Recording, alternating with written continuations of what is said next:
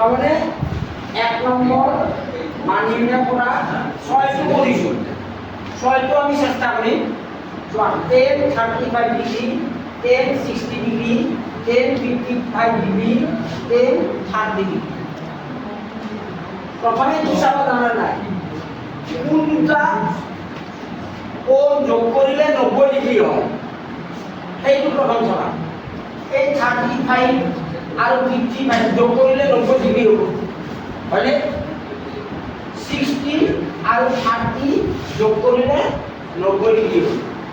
তোমালোকে কি কৰিবা 10 লিখিলা নহয় 19 পৰা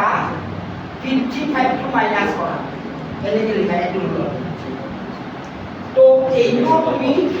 চেঞ্জ কৰা 10 65 90 মাইনাস 30 লিখা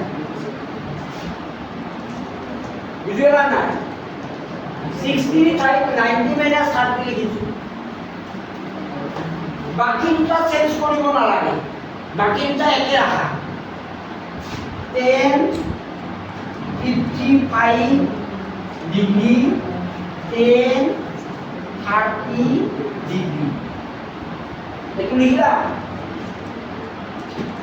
এতিয়া পুৰো 55 ডিগ্ৰি ইয়াৰে মানটো হ'ব 55 ডিগ্ৰি আৰু ইয়াৰে মানটো হ'ব 30 ডিগ্রি এইটা একে লেখা এইটা একে লেখা 10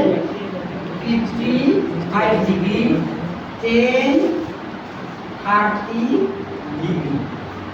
এতিয়া আমি কি পালো চোৱা 55 ডিগ্রি 10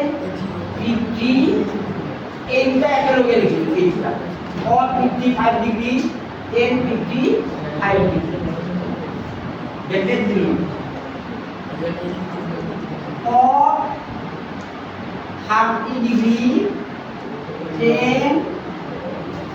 30 বুঝিছ না এতিয়া চোৱা পথ আৰু ট্ৰেন যেহেতু বিপৰীত অনুপাত ত্ৰিকোণমিতিৰ বিপৰীত অনুপাত এই দুটা যেহেতু একেই গতিকে ইয়াৰে মানটো কিমান হ'ব 1 পূৰণ ইয়াৰে ট্ৰেন আৰু পথ বিপৰীত অনুপাত এইবোৰ একে গতিকে 1 অৰ্থাৎ ইয়াৰ মানটো হৈছে 1